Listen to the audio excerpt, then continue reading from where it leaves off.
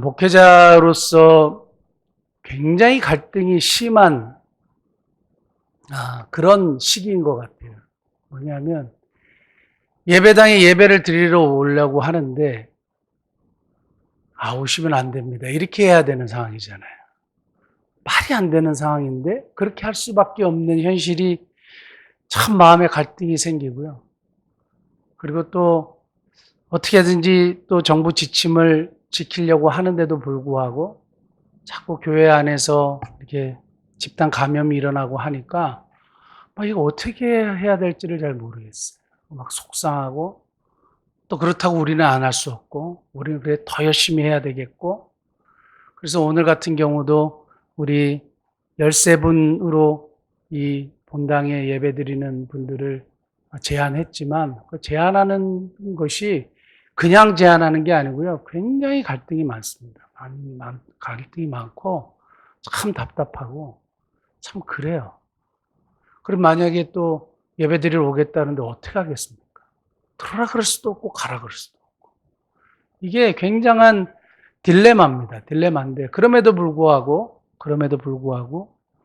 또 우리가 나라에서 내린 지침을 또 열심히 지키는 것이 맞다고 판단하기 때문에 그리고 또 예배를 완전히 금지해서 예배를 못 드리는 그런 상황이 아니기 때문에 우리는 어쨌든 최선을 다해서 지침을 지키고 우리 성도들의 폭넓은 이해를 통해서 또 이렇게 교회에서 정해놓은 룰에 따라서 여러분들이 그렇게 협조해 주시면 감사하겠고 또 그렇게 협조해 주셔서 정말 대단히 감사하게 생각합니다. 어떤 삶을 살 것인가? 제가 지난 주간에 이렇게 쭉 생각했던 화두와 같은 제목이에요. 여러분 어떤 삶을 살고 계시고 사실 것이며 어떤 삶으로 결론을 내리시겠습니까? 얼마 전에 저희 교회 권사님들하고 얘기를 하다가 천국 가는 얘기를 했어요. 자는 듯이 천국 가는 것이 얼마나 큰 축복이냐. 자는 듯이 천국 가고 싶다. 그리고 자는 듯이 천국 가는 것이 얼마나 하나님의 축복인지 또 그것을 기도하고 있다. 그리고 그렇게 기도하는 성도들이 많이 있다. 이렇게 이제 이야기를 서로 나누었습니다. 정말 건강하게 살다가 자는 듯이 천국 가는 은혜 우리 모든 목민교회 성도들이 다 누리기를 정말 기도하고 축복합니다. 그런데 이런 자는 듯이 천국 가는 은혜를 누리는 것은 너무 좋아요. 왜냐하면 우리가 예수 그리스도를 구주와 주님으로 정말 온전히 영접했기 때문에 천국 가는 것은 확실한데 고린도전서 3장에 보니까 부끄러운 구원이 나와요. 불 가운데 얻는 구원이 나와요. 우리 모두는 구원받는 건 확실하고 천국 가는 건 확실한데 부끄럽고 불 가운데 얻는 구원이 존재한다는 것을 고린도전서에서 사도 바울은 우리에게 가르쳐주고 있거든요. 한번 찾아볼게요. 고린도전서 3장이요. 고린도전서 3장 12절에서 15절 말씀인데요. 이게 마지막 때 심판에 관한 말씀이에요. 우리가 예수 그리스도를 구주와 주님으로 영접함으로 천국이냐 지옥이냐 너 지옥 이런 심판은 받지 않아요. 그런데 나중에 우리가 심판을 받게 되는데 어떤 심판이냐 만일 누구든지 금이나 은이나 보석이나 나무나 풀이나 지푸로 이 터 위에 세우면 각 사람의 공적이 나타날 터인데 그날이 공적을 밝히리니 이는 불로 나타내고 그 불이 각 사람의 공적이 어떠한 것을 시험할 것입니다. 아까 그 터는 예수 그리스도예요. 14절. 만일 누구든지 그 위에 세운 공적이 그대로 있으면 상을 받고 누구든지 그 공적이 불타면 해를 받으리니 그러나 자신은 구원을 받되 불 가운데 받는 것 같으리라. 구원을 받는데 불 가운데 받아요. 그리고 구원만 있고 아무런 상급이 없고 그냥 아무것도 없어요. 왜냐하면 예수 그리스도라는 터 그 위에 쌓아놓은 것이 풀과 지푸로 그냥 불로 타서 없어질 것으로만 세워버렸기 때문에 어떻게 보면 굉장히 알몸으로 구원받는 듯한 그런 느낌? 그러니까 뭔가 좀 부끄럽고 뭔가 좀 천국 가면 그런 건 느끼지는 않겠지만 안 가봐서 모르겠어요. 그런데 성경은 우리에게 간신히 얻는 구원 그러니까 뭔가 약간 부끄러운 구원이 있음을 사도 바울이 우리에게 얘기해 줘요. 그러면서 제가 아까 천국 가는 이야기 하면서 우리가 천국 가는 것은 따놓은 정말 하나님의 은혜인데, 따놓은 하나님의 은혜인데, 이런 구원을 제가 받으면 되겠습니까? 안 되는 거예요. 그리고 제가 가르치고 설교하고 함께 신앙생활을 독려했던 교인들이 이런 구원을 받으면 되겠냐 이 말이에요. 절대 그러면 안 된다는 거죠. 갑자기 소름이 척 돋는 거예요. 아찔한 거예요. 우리가 딱 눈을 딱 감고 하나님 앞에 섰는데 아무것도 없어. 그래서 예전에 어느 권사님이 그 필리핀의 교회를 세우라고 할 때에 이런 얘기를 하지 않았습니까? 내가 80이 넘도록 살았는데 막상 몸이 아프고 하나님 앞에 갈 때가 가까워서 보니까 하나님 앞에 내세울 거나 말할 수 있는 게 아무것도 없다는 거죠. 그래서 어떻게라도 이 내가 모은 요거라도 사용하셔서 교회를 하나, 하나님이 원하신 교회를 하나 세워주시면 어떻겠느냐. 저는 그게 머리에 처음에는 그냥 그 말로 은혜를 받았지만 갑자기 그것을 우리에게 한번 대입을 해보니까, 여러분 하나님 앞에 딱 섰을 때 불로 딱 공적을 심판할 때요, 나는 금이나 은이나 보석과 같이 불로 타 없어지지 않는 것으로 제대로 세우고 있다. 자신 있게 말할 수 있는 분 혹시 계십니까? 제가 그 중에 그래서 금이나 은이나 불로써 없어지지 않는 보석과 같은 한 가지, 그 삶에 대해서 여러분들한테 말씀드리려고 그래요. 그래서 그걸 잘 마음에 새기십시오. 이거 그거 얘기하시려고 그런 거야? 그런데요, 한번 오늘 처음부터 끝까지 잘 오늘 성경을 여러 군데를 찾을 텐데요, 한번 잘 저를 따라오시면서 그 삶이 어떤 삶인지 한번 살펴보면 좋겠습니다. 자, 금과 은과 보석과 같은 불로써도 타지 않는 그런 공적과 같은 삶이 도대체 뭐냐?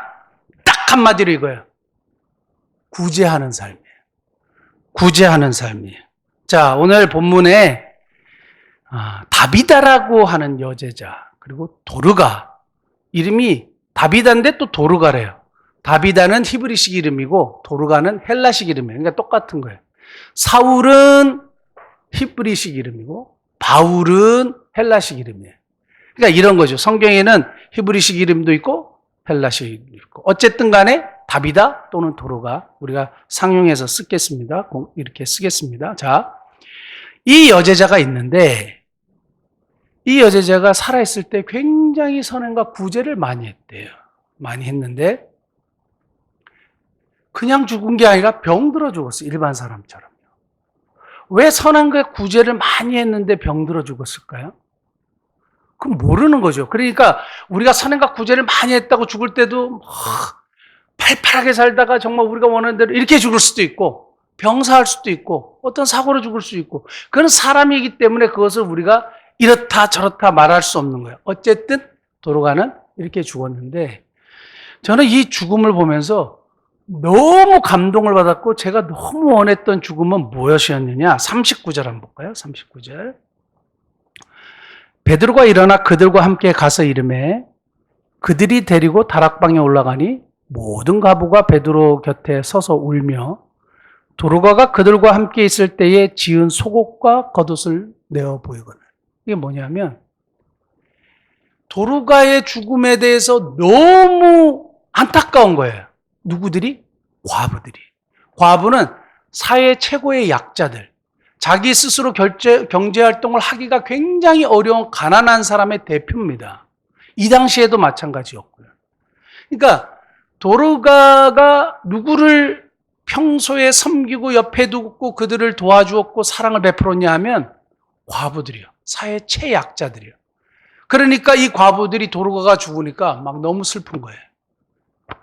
이게 우리 도르가 이 언니가 이렇게 나를 위해서 이렇게 지은 옷이에요. 나한테 만들어준 속옷이에요. 그리고 나한테 이렇게 사랑을 베풀었어요.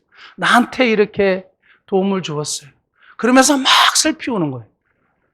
여러분, 우리가 죽었을 때 가족들은 뭐 이렇게 당연히 슬퍼하고 울지만, 울죠. 그리고 또 우리가 관계되어 있는 수많은 사람들 울겠지만, 제가 예전에 영화 한 편을 봤거든요. 어렸을 때요. 근데 그게 아직도 뇌리에 꽉 박혀 있어요. 영화 제목도 기억이 안 나요. 근데 배우는 기억나요. 김세준이라는 배우인데요. 김세준이라는 배우가 권투를 했던 기억이 나요. 그래서 권투를 했는데 그 번 돈으로 누구를 도와줬냐면 고아들을 도와줬어요. 그리고 결국에는 죽어요. 젊은 나이에. 아마 이렇게 권투를 해서 죽었던 것 같아요. 근데 죽어요. 죽고 난 다음에 예전에는 지금은 화장이 유행하고 그것이 일반화됐지만 예전에는 매장을 했잖아요. 그래서 이렇게 산소, 이렇게 봉을 이렇게 만들지 않았습니까? 그래서 산소의 마지막 장면에, 엔딩 장면에 이렇게 산소에 몇몇 사람들이 그 죽음에 대해서 애도를 하고 있는데 저쪽에서 일련의 무리가 줄을 쫙 서가지고 꽃을 들고 이렇게 오는 거예요. 그 어린아이서부터 청소년에 이르기까지, 어른에 이르기까지 다 눈물을 흘리고 그 죽음을 안타까워하면서 오는 거예요. 그리고 앞에 쭉 이렇게 빙그러 이렇게 돌고 그 행렬이 끊이지 않는 거예요.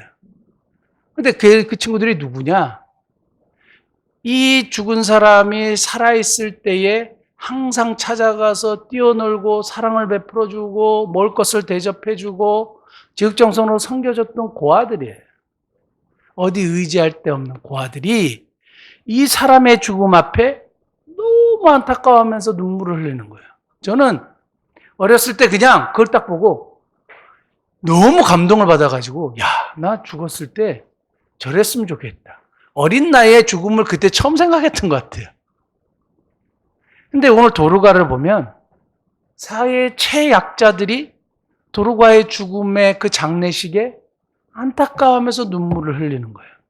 우리가 천국 가면 하나님이 다 판단하시겠지만 이 땅 가운데 사람의 인생을 평가할 때 저는 장례식을 보면 안다 이렇게 생각해요. 장례식을 보면 안다. 우리는 판단할 수 없잖아요.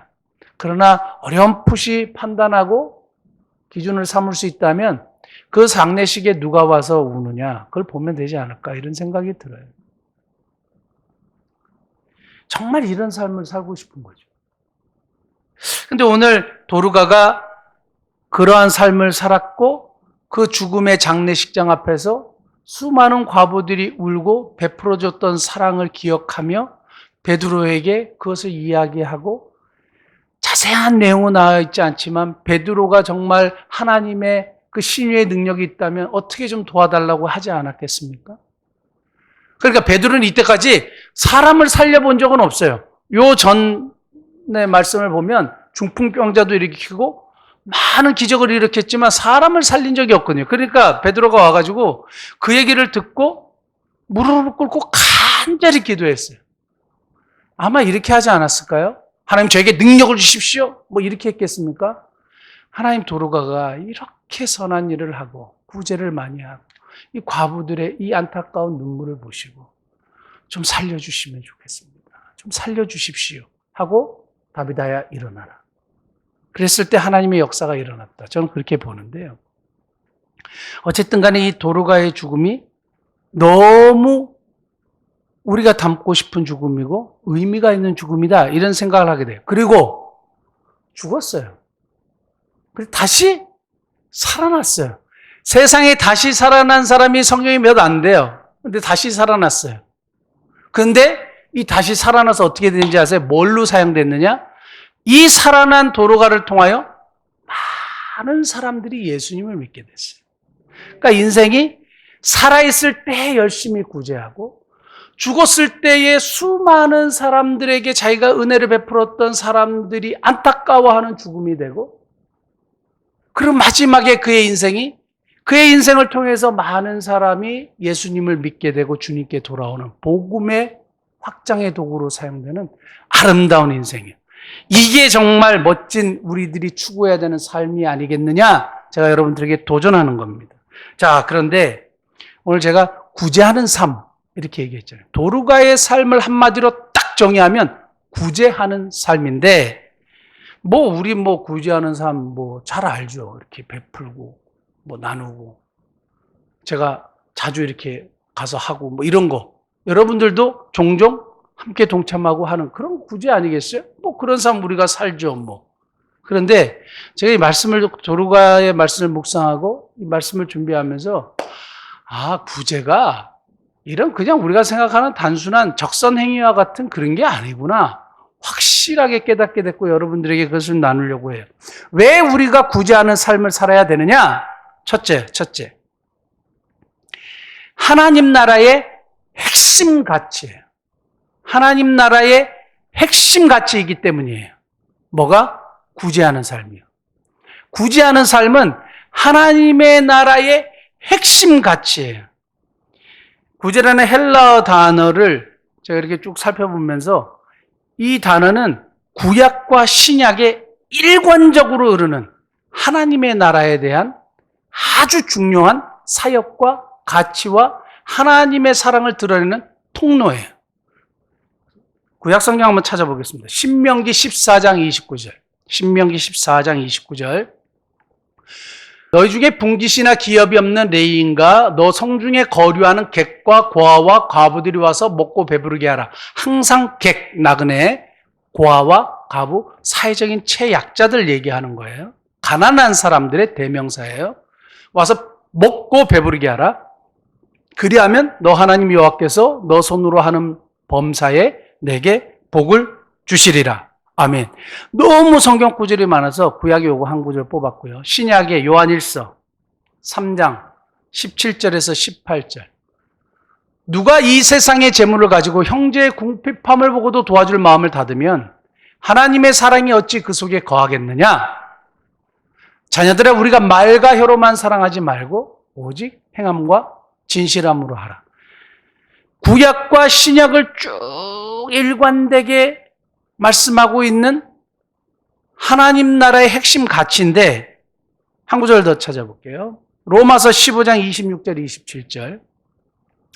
이는 마게도냐와 아가야 사람들이 예루살렘 성도 중 가난한 자들을 위하여 기쁘게 얼마를 연보하였습니다. 이건 뭐냐면 사도 바울이요, 로마서에서 이방인 크리스찬들, 마게도냐와 아가야에서 예수님을 믿었던 이방인 크리스찬들이 예루살렘에 거주하는 가난한 그리스도인들을 위해서 구제헌금을 했어요. 그래서 사도 바울이 이것을 가지고 그들에게 전해줍니다. 이것이 초대교회에서 실천했던 아주 핵심적인 사역이에요. 왜요? 이게 하나님 나라의 핵심 가치이기 때문에. 어디서 정확하게 이게 나오느냐? 결정적으로 예수님의 말씀에서 나와요. 누가복음 12장 32절에서 33절. 예수님의 말씀인데 적은 무리여 무서워 말라. 너희 아버지께서 그 나라를 너에게 주시기를 기뻐하시니라. 하나님께서 그의 나라, 하나님의 나라, 천국, 우리가 여러 가지로 이야기할 수 있습니다. 천국, 하나님의 나라를 너희들에게 주기를 기뻐하시니라. 그래서 우리는 천국의 상속자요, 하나님 나라의 상속자라고 이야기하는 것이 여기 있어요. 우리는 하나님의 나라를 공짜로 값없이 상속받게 돼 있어요. 여러분, 부동산 여기 상속받으면 막 상속세 내고 그래도 얼마나 좋아요. 막 땅이 막 수천 평 있고 수만 평이 있는데 정말 성경에서 말하는 어마어마한 가치가 있는 하나님의 나라를 우리에게 상속해 주신대요. 하나님의 자녀인 우리에게요. 그 다음에 33절. 그런데 하나님의 나라를 상속하는 우리에게 예수님이 딱 한 가지 얘기해요. 너희 소유를 팔아 구제하여 낡아지지 않은 배낭을 만들라. 곧 바다에 둔 바 담이 없는 보물이니 거기는 도둑도 가까이 하는 일이 없고 좀도 먹는 일이 없느니라. 다른 수많은 선행과 수많은 일들 중에 예수님께서 하나님의 나라를 이야기하고 그것을 너희가 상속받게 될 텐데 너희들이 거기 하나님의 나라에 살기 전에 이 땅에서 뭘 해야 되느냐? 구제해라. 구제하는 삶을 살아라. 이거예요. 그런데 왜 이게 핵심 가치인지 아세요? 구제는 내가 조금 지금 여유가 있고 주머니에 10만 원이 있으니까 한 5천 원을 또 다가온 노숙자에게 아유 안 되셨네요. 구제입니까? 아닙니까? 구제입니까? 아닙니까? 이거 굉장히 잘 정립하셔야 돼요. 왜 하나님의 나라의 구제가 핵심 가치냐? 바로 이거예요. 단순히 내가 돈이 있어서 가난한 사람들을 돕는 것은 성경에서 말하는 구제가 아니에요. 성경에서 말하는 구제는 굉장히 영적인 것인데 육적인 것을 통해서 뭐예요? 하나님의 사랑과 하나님의 위로와 하나님의 긍휼을 드러내는 통로와 도구예요. 다시요. 성경에서 말하는 구제는 그냥 아유 안 됐네요 하고 내가 적선하는 행위가 아니라 나의 베품과 섬김과 나눔을 통해서 뭐가 드러나요? 하나님의 사랑, 하나님의 자비하심, 하나님의 위로하심, 하나님의 놀라운 은혜. 이것이 그 구제하는 섬김을 통해서 드러나게 하는 것이 바로 성경에서 말하는 구제의 핵심이에요. 그래서 이것이 하나님의 나라의 핵심적인 가치입니다. 너희 소유를 팔아 구제하라. 너희 소유를 팔아 구제하라. 그럼 자기 이름 드러내고 나의 소유 다 팔아. 근데 그렇게 하기도 어렵겠지만 내 이름 드러내고 나 이런 사람이야. 그게 아니에요.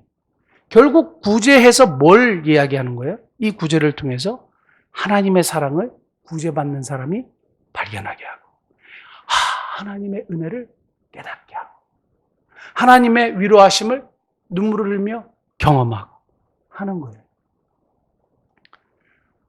제가 며칠 전에 그 인천에 있는 한 작은 개척교회 목사님하고 통화를 하면서 어떻게 생활을 하시냐고 이렇게 여러 가지 교제를 하다가 조금 도와드리면 좋겠다. 조금 도와드리면 좋겠다. 그래서 목민성교회에서 조금 보내드렸어요. 그랬더니 그분이 짧게 이제 카톡이 왔는데 정말 이 어렵고 메마른 상황에 담비와 같다 그랬어요. 담비와 같다 그랬어요. 갑자기 막 코끝이 찡해지는 거죠. 저는 그냥 했을 뿐이에요. 그냥 그런 마음이 들어가지고 했을 뿐인데 정말 가뭄에 담비와 같다 그랬어요. 그분이 느끼는 거는 이정 목사 역시 이랬겠습니까? 하나님이 이렇게 공급해 주시는구나. 하나님이 나를 잊지 않고 계시는구나. 하나님이 나를 위로하시는구나. 하나님의 자비하심은 여전히 나를 위해 존재하시는구나. 구제가 바로 이거예요. 구제는 나를 드러내기 위해서 하는 것도 아니고 내가 돈이 있으니까 적선하는 행위를 하는 게 아니에요. 정말 조심해야 돼요. 그래서 제가 소망의 집에 갔다 오고 이런 거를 여러분들한테 종종 나누면서 제가 사용하는 단어가 하나 있어요. 대접. 제가 잘 대접하고 왔다고. 잘 대접하고 왔다고. 여러분은 그냥 쉽게 넘기셨을지 모르지만 이건 제가 그걸 굉장히 조심하려고 노력하는 저희 신앙 고백적인 단어예요. 그분들은 굉장히 존귀한 분들이고 그분들이 나보다 낮고 가난하고 움직이지 못하고 사회적 약자이기 때문에 내가 그냥 힘이 있으니까 이렇게 돕고 이런 개념이 아니에요. 그러면 그건 구제가 될 수가 없어요. 하나님이 기뻐하시는 불로써 공격을 심판하실 때에 거기에 남아있는 어떤 선한 가치, 금, 은, 보석과 같은 것이 될 수가 없어요. 사랑하는 성도 여러분, 저는 우리 교회가 정말 이런 하나님의 나라인 핵심 가치인 구제를 참 풍성하게 하는 교회가 될 수 있기를 예수님 축복합니다. 사실은 지난 2주 전에 어느 한 익명의 우리 선교회 후원자께서 소정의 후원금을 보내면서 저한테 연락을 하셨어요. 소망의 집을 위해서 좀 써주십시오. 그래서 제가 그러면 이 금액을 가지고 제가 그분들이 정말 원하시는 것을 잘 대접해드리고 그리고 남아있는 금액은 우리 수고하시는 선생님들 회식비를 지원해드리면 어떻겠습니까? 하니까 좋다 그랬어요. 그래서 제가 지난 목요일에 갔어요. 목요일에 가가지고 이걸 잘 그렇게 사과 10kg짜리 3박스 사고 딸기 바나나 박스채로 사가지고 그리고 이렇게 실컷 드시고 뭐 이랬으면 좋겠다고 해가지고 열심히 사가지고 갔습니다. 그리고 잘 대접해드리고 회식비도 지원해드리고 돌아왔어요. 그러면서 제가 자꾸 잊지 않으려고 노력하는 게 뭐냐면 우리가 어떤 이런 일을 하는 통로가 될 때에 나는 그 소망의 집의 가족들이 하나님의 사랑. 그래 내가 이렇게 불편하지만 그래도 하나님이 우리를 공급하시는 것이 이어지는구나. 거기서 수고하는 선생님들도 그런 것을 계속 느끼기 원하는 거예요. 그래야 진정한 구제가 되니까요. 사랑하는 성도 여러분, 저와 여러분들이 이런 진정한 구제가 풍성한 삶을 사시기를 예수님으로 축복합니다. 자, 두 번째. 왜 우리가 어떤 삶을 살아야 하느냐? 구제하는 삶을 살아야 되는데, 그럼 도대체 그 구제하는 삶이 뭐냐? 하나님의 관심이 그들에게 있기 때문이에요. 하나님의 관심이 누구에게 있다고요? 그들이요. 과부와 고아와 개교. 제가 이 구제라는 단어 그리고 하나님의 관심이 있었던 이분들에 대한 성경을 찾다가 너무 많은 거죠. 그 구약 성경에서는 하나님이 굉장히 민감하실 정도로 이분들의 편이에요. 이분들의 편에 딱 쓰셔가지고 니네 함부로 대하면 내가 절대 가만히 있지 않아. 이게 하나님이에요. 두렵고 무서운 거죠. 그리고 이것이 너무너무 중요하기 때문에 하나님이 수도 없이 강조하셨어요. 제가 몇 구절만 한번 찾아보겠습니다. 출애굽기 22장 21절.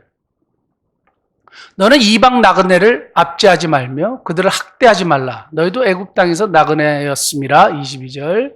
너는 과부나 고아를 해롭게 하지 말라. 23절. 너가 만일 그들을 해롭게 함으로 그들이 내게 부르짖으면 내가 반드시 그 부르짖음을 들으리라. 신명기 24장 14절과 17절 두 구절만 보겠습니다. 공공하고 비난한 품꾼은 너희 형제든지 내 땅 성문 안에 우고하는 객이든지 그를 학대하지 말며. 17절. 너는 괴기나 고아의 송사를 억울하게 하지 말며 과부의 옷을 전당 잡지 말라. 너는 객이나 고아나 과부를 함부로 이렇게 판단하고 쉽게 판단해가지고 함부로 대하지 말 것에 대해서 얘기해요. 한 구절 더요. 잠언 21장 13절. 비를 맞고 가난한 자가 부르짖는 소리를 듣지 아니하면 자기가 부르짖을 때도 들을 자가 없으리라. 너희가 가난한 자들이 도움을 요청할 때 구제하고 돕지 아니하면 너희 정말 어려움에 빠졌을 때 하나님 도와주세요. 나는 안 듣겠다 이거예요. 하나님은 철저하게 가난한 자이신데 신약 성경에 오니까 예수님이 정말 무섭게 이야기하시는 구절을 하나 찾았습니다. 아마 몇 주 전에 제가 차별하지 말라 할 때 이 성경 구절을 찾았던 기억이 나는데요. 마태복음 25장에 보면 양과 염소요. 최후의 심판 때에 하나님이 양과 염소를 가르시겠다는 거예요. 그리고 양을 의인이라 그랬고 염소는 악인이라 그랬어요.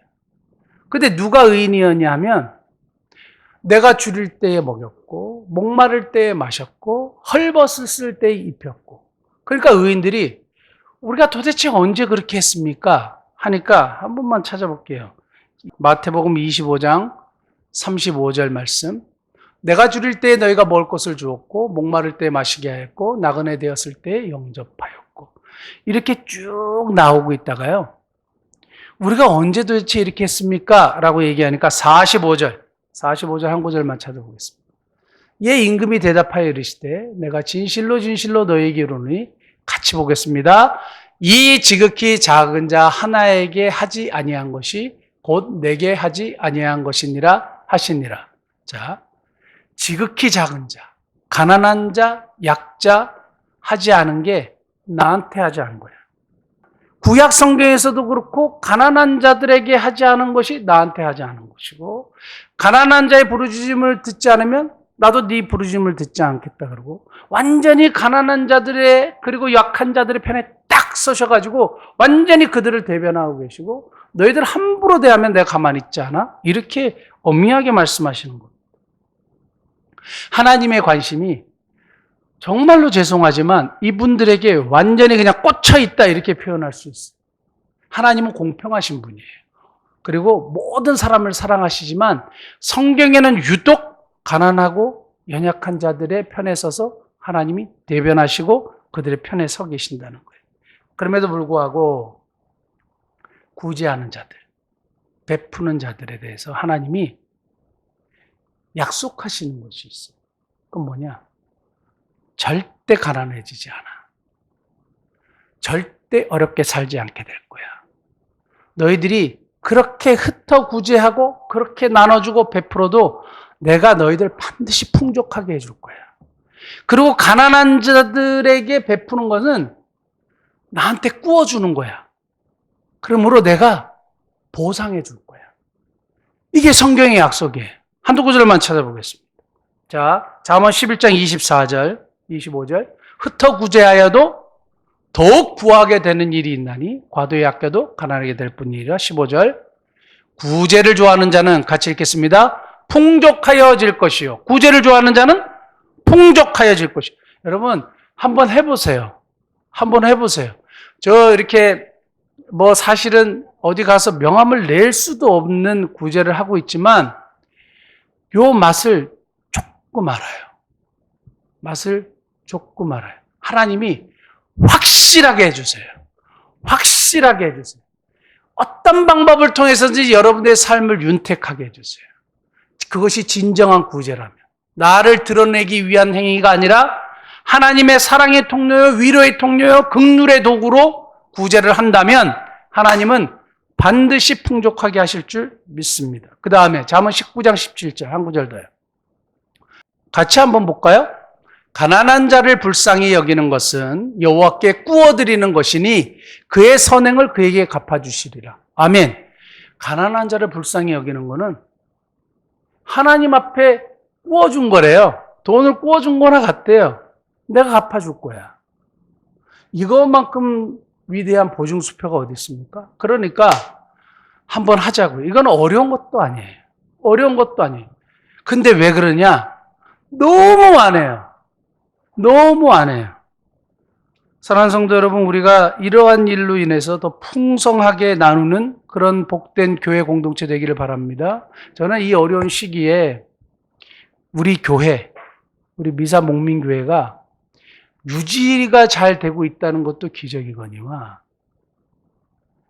우리가 나름대로 참 하나님 은혜 감사하다, 풍성하다가 느낄 수 있던 이유가 그럼에도 불구하고 하나님이 약속하시고 기뻐하시는 구제의 사역을 하고 있기 때문이다.